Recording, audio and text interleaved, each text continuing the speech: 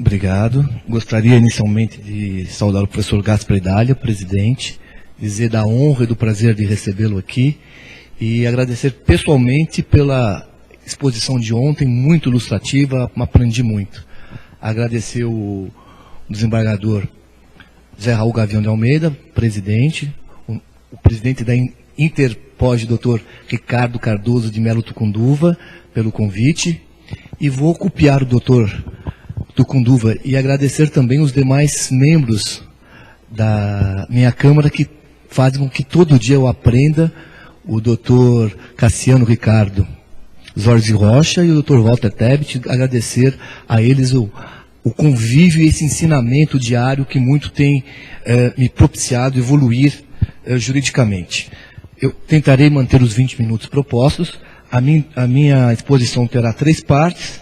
A primeira parte, eu vou tentar traçar um panorama que indica o que veio acarretar os surgimentos dos crimes de organização criminosa, a legitimidade desses crimes, bem como a maneira de combate às mesmas.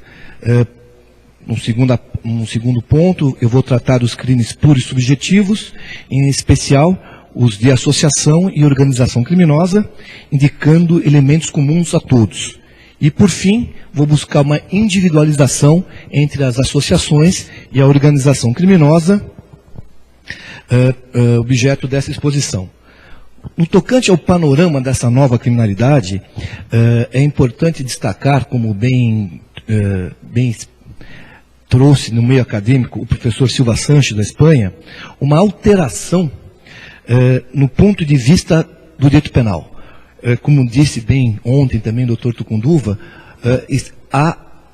tem se mudado o foco dos crimes individuais para os crimes coletivos, e de bens jurídicos difusos e o terrorismo, havendo uma verdadeira colonização do direito pelo mundo real, nos termos do artigo comunicativo de Habermas, que é um dos autores que eu procurei citar, que busca justificar esse caráter histórico-cultural do direito. Na atual conjuntura histórica, a parte mais importante que nós temos que tratar nos crimes seria esse tipo de criminalidade.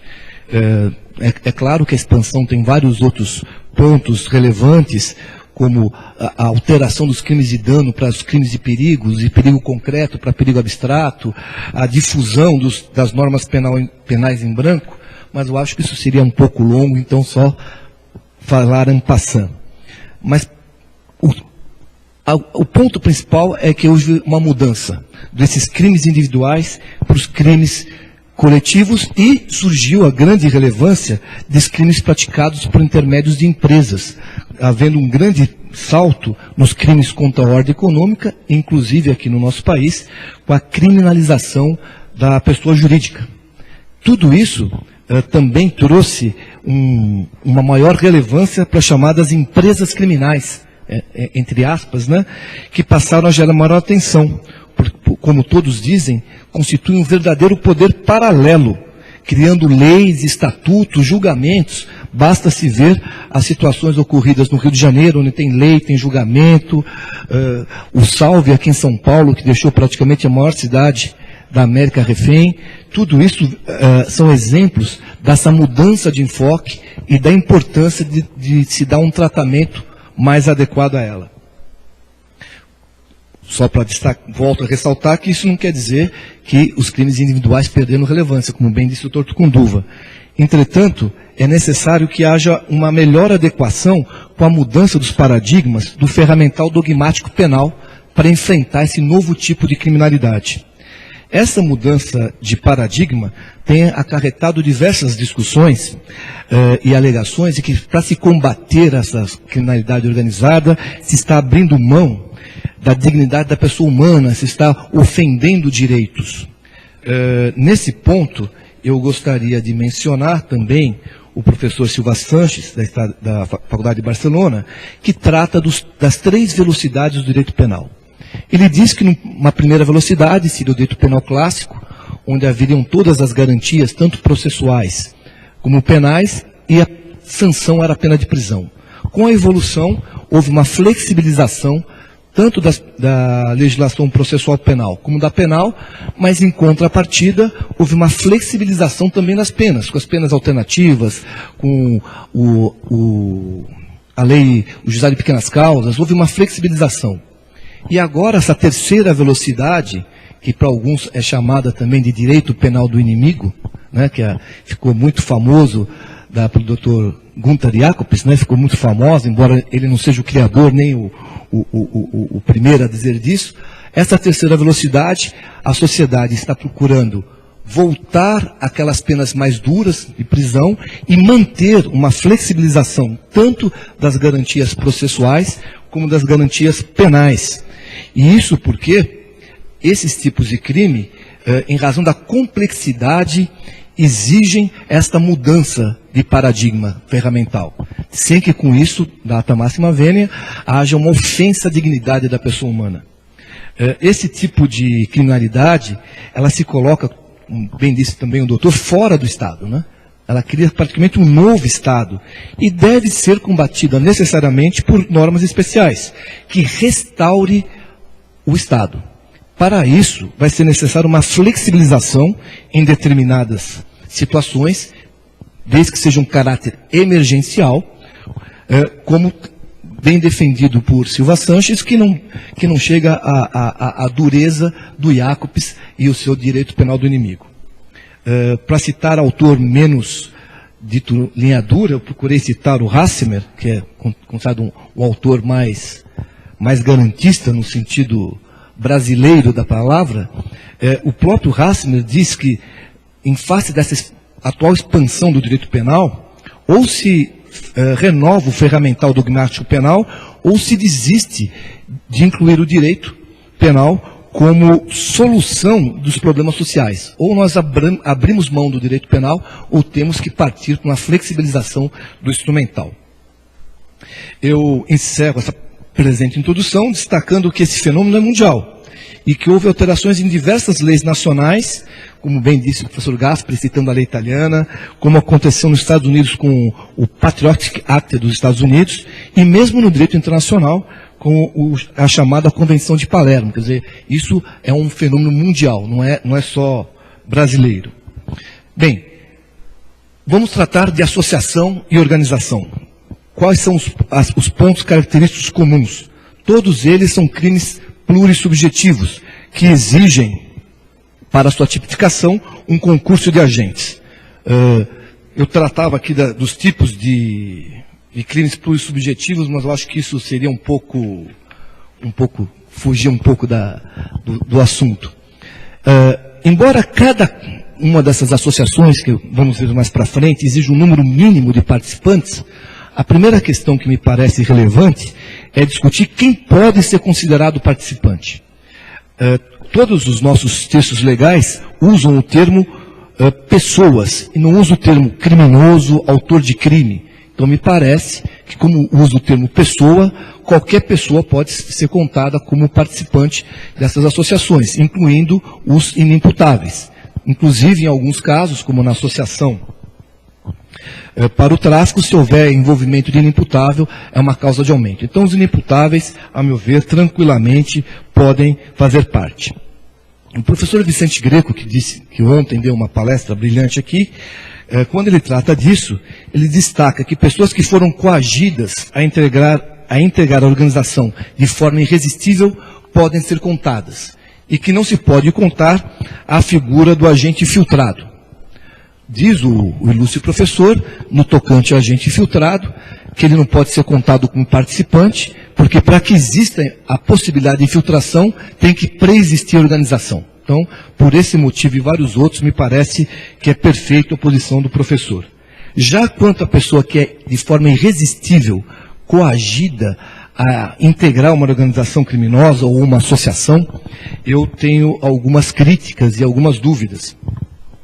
Isso porque, nos crimes de associação e de organização, não existe uma constituição formal, não existe uma pessoa jurídica que eu possa ser obrigado a integrar. O que existe, sim, é uma junção de esforços para um fim comum.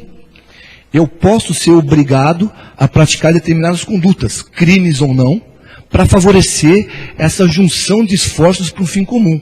Mas como é que eu vou poder ser obrigado a ter como meu esse fim comum que eu não quero? Esse fim comum não é buscado, eu sou coagido.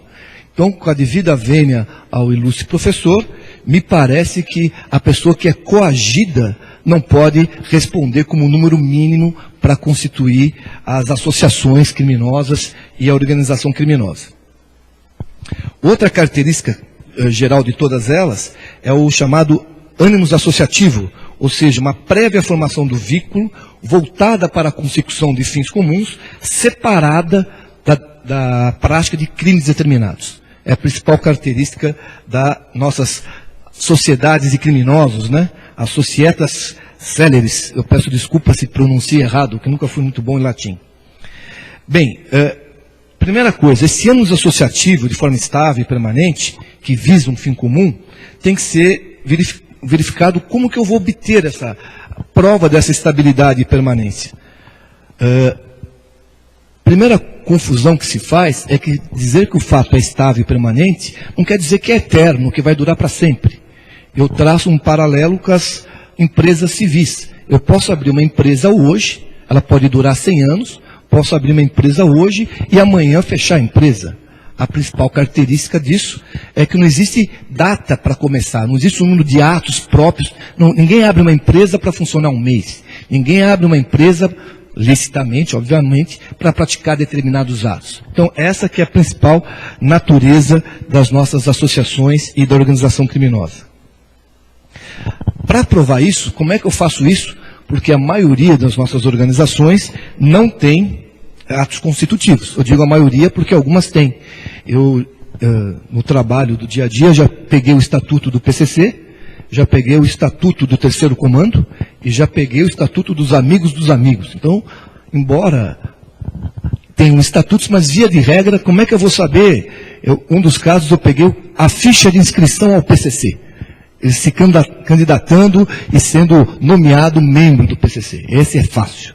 Mas e naqueles casos onde essa prova não existe, como é que eu vou verificar se existe ou não?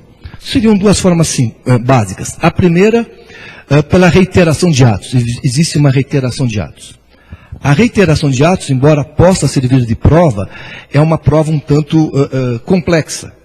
Porque eu posso combinar, por exemplo, vou combinar com o doutor Zé Raul, com o doutor Gaspar, nós vamos praticar 5 assaltos. 5. Não 6, 5. Nós vamos praticar conjuntamente um número relevante de crimes, sem que com isso exista esse ânimos associativo. Por isso que o crime continuado e a reiteração de atos por si só não bastam para esta prova da existência, quer da associação, quer da organização. Isso precisa ser melhor peneirado na prova quando da instrução. Uma outra forma também de se vislumbrar esse ânimos associativo é quando a sociedade criminosa monta uma estrutura de tal ponto que não indique que ela não vai fechar amanhã. O cara monta um laboratório de drogas, compra o prédio, monta uma empresa fictícia. Ele não vai fazer isso para durar um mês. Quer dizer, com essa estrutura, ainda que não exista reiteração de atos criminosos nenhum, mas com essa grandiosidade me permite verificar a estabilidade e a permanência. O que eu gostaria também de destacar, que ao meu ver é um erro muito comum que existe, principalmente na apuração dos crimes de associação ao tráfico de droga, é a verificação dessa permanência sem verificar o que é permanente. O que tem que ser estável e permanente, tanto para os crimes de associação como de organização, é essa junção de esforços para um fim comum. Muitas vezes você vê processos onde, através de interceptação telefônica, se verifica que o fulano A sempre compra a droga do fulano B e esse fulano A revende. A meu ver, o que existe aí é quase uma relação de consumo. Eu, por exemplo, imagina que eu vou sempre comprar numa rede, sei lá, vou comprar no Pão de Açúcar, só compro no Pão de Açúcar. Infelizmente, isso não me faz sócio do Pão de Açúcar. Então é necessário verificar, principalmente quando se vai fazer a investigação desses crimes de associação para o tráfico, se existe uma relação comercial estável entre dois traficantes que não configura associação, ou, ao contrário, se existe uma junção de esforços para um fim comum. Muitas vezes eu vejo que em processos, na prática, esse detalhamento não existe nem na prova, nem na decisão que o julga. Último ponto também dessa segunda parte é destacar que as associações e a organização existem independentemente de qualquer crime que elas venham a praticar. E como é que funcionam os crimes praticados? A nossa tradição brasileira é que eu só respondo pelos crimes que efetivamente pratiquei, como autor ou como partícipe. O simples fato de fazer parte de uma associação ou de uma organização não me impõe responder por todos os crimes que a ela se impõe. Gostaria de trazer apenas para reflexão, embora não digo que seria impossível de aplicar no Brasil, mas porque não existe previsão tão expressa, mas uma teoria do professor Câncio Meliá e do Silva Sanches sobre os crimes de pertencimento. Eles vão tratar dos crimes de pertencimento e eles vão dizer que existem 3 tipos de sócio. Essa sociedade criminosa tem 3 tipos de sócio. Aquele sócio que entra, mas não faz nada. Esse que é só sócio para dizer que é sócio. Esse que só é sócio e não faz nada, só responde pela associação, não responde por crime nenhum. Aquele sócio esporádico, que de quando em quando pratica algum crime para atingir os fins da associação criminosa, esse responde só pelos crimes que efetivamente praticou.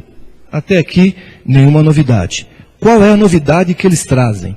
Eles dizem o seguinte: se houver um sócio ativo, seja...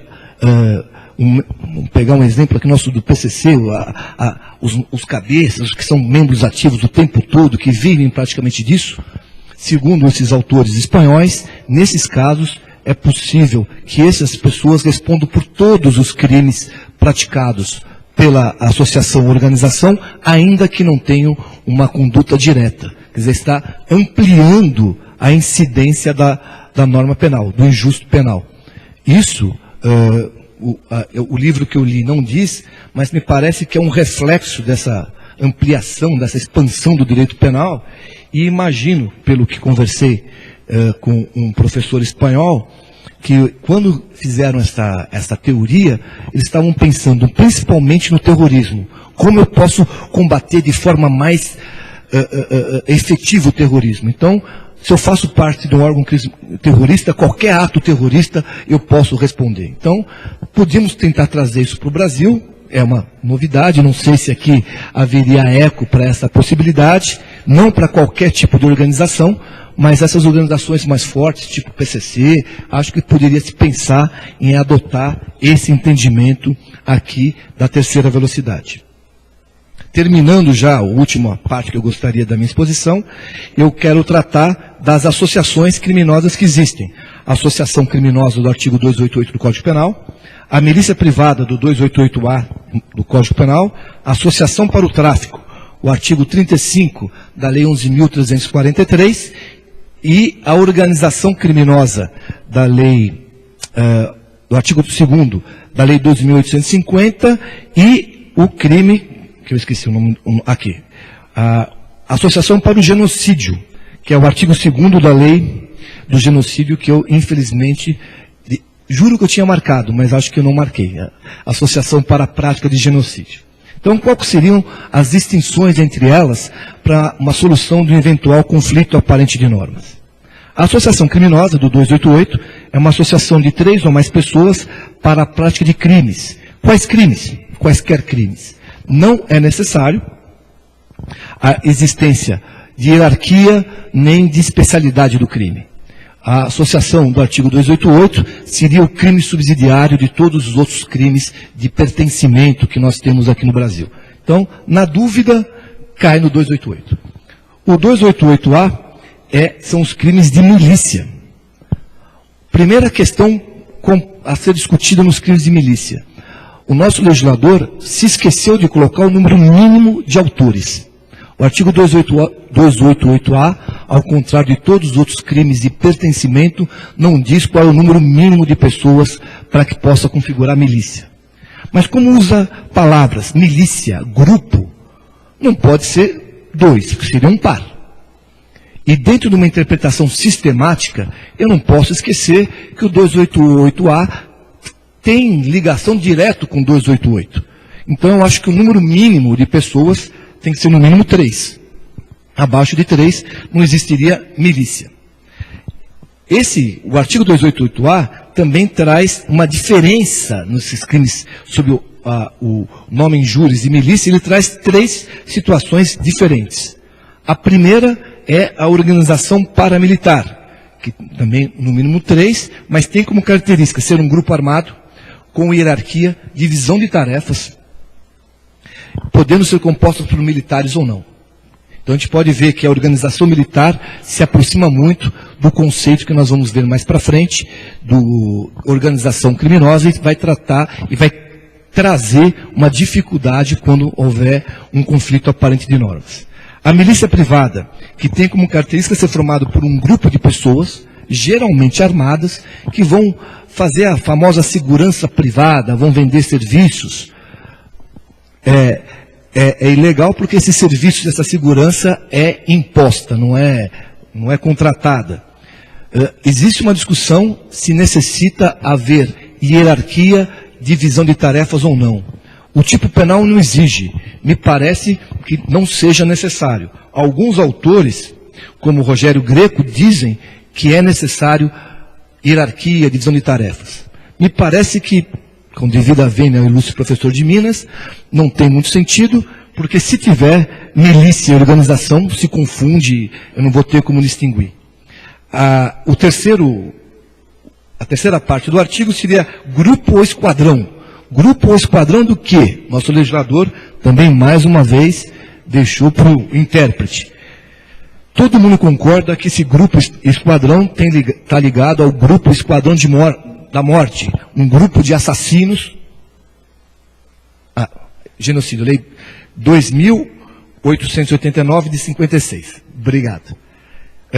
O esquadrão, que é um grupo de extermínio, matadores, justiceiros, contratados ou não, que também, a meu ver, não necessita nem de hierarquia, nem de divisão de tarefas. O próximo tipo de crime de pertencimento seria a associação para o tráfico, que exige, no mínimo, 2 ou mais pessoas, não necessita de hierarquia, nem divisão de tarefas.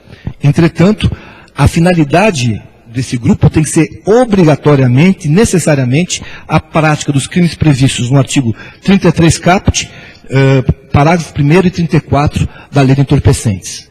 Se houver, dentro do estatuto social, entre aspas, a prática de outros crimes, se exclui a associação. A associação é um crime, é uma associação especializada, de crimes especiais. Se ela também é voltada para qualquer outro crime, não se aplica a associação para o tráfico. A associação para o genocídio tem que ser um grupo de no mínimo 4 pessoas, sem hierarquia, sem divisão de tarefas, com o fim de praticar genocídio, ou seja, destruir um grupo racial, étnico, nacional, religioso, com prática de diversas condutas descritas nas alíneas, como morte, lesão, impedir nascimento, e a pena desse crime é interessante porque é metade do crime das alíneas. Então, se eu pratiquei um homicídio a título de genocídio, a pena do genocídio vai ser metade da pena do homicídio. E por fim, mas não menos importante, né?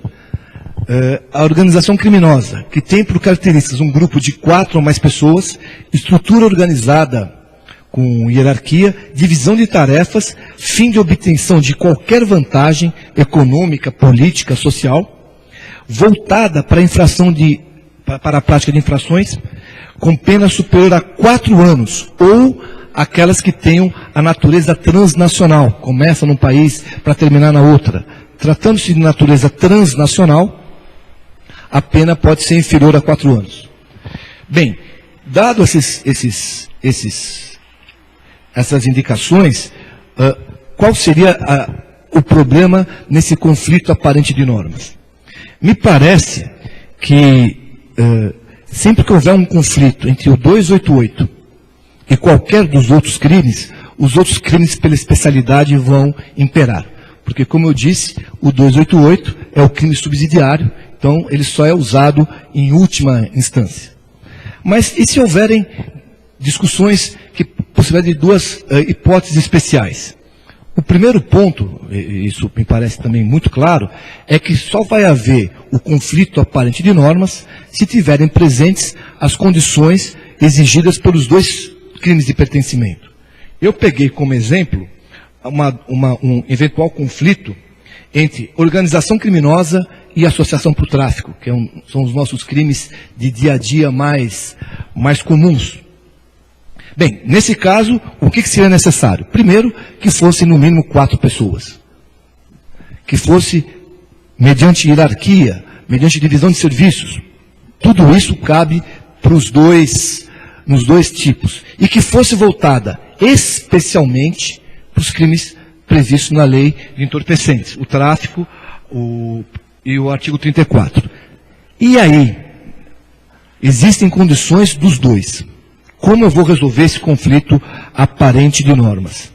O professor Vicente Greco, ele afirma que seria o crime de organização criminosa, porque o crime de organização criminosa possui mais elementares. Me parece que esse entendimento é razoável. O crime com maior número de circunstâncias elementares torna-se mais especial, mais específico, e, portanto, quando houver um conflito entre associação para o tráfico e organização criminosa, o crime que deveria imperar seria a organização criminosa. Só que o nosso legislador não atenta muito para a lei que faz, porque a pena da associação para o tráfico é maior que a pena para a organização criminosa. O que diz o ilustre professor Vicente Greco? Olha, nós temos então que resolver pelo quantum de pena. Com a devida vênia, o professor, me parece que quantum de pena não é justificativa para eu escolher um tipo penal num conflito aparente.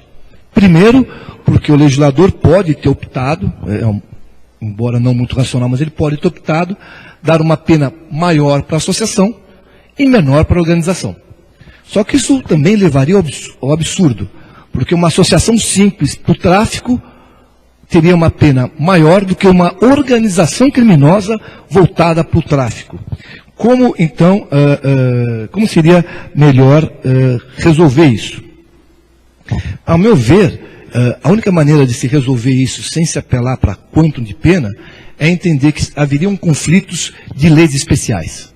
Então, que a especialidade de ser um crime específico do tráfico de drogas, ou a especialidade de ser um crime específico dos crimes de genocídio, ou mesmo de milícia, excluiriam a organização. Então a organização nunca viria uma organização com esses crimes especiais. Porque seria uma maneira, a meu ver, de solução hermenêutica, sem me voltar simplesmente ao quantum de pena. O que eu faria, inclusive, eu assumo o risco de fazer uma proposta de lei diferenda que se crie na lei de organização criminosa qualificadoras. Quando a organização criminosa for uma organização criminosa especializada em genocídio, aumento de pena. Quando for uma organização criminosa especializada em tráfico de drogas, aumenta-se a pena. E me parece que, surgindo com essa sugestão de lei diferenda, haveria a possibilidade de harmonizar todas as leis e de uma forma sistemática. Agradeço a todos a atenção, acho que me fiquei nos meus 20 minutos e agradeço o convite.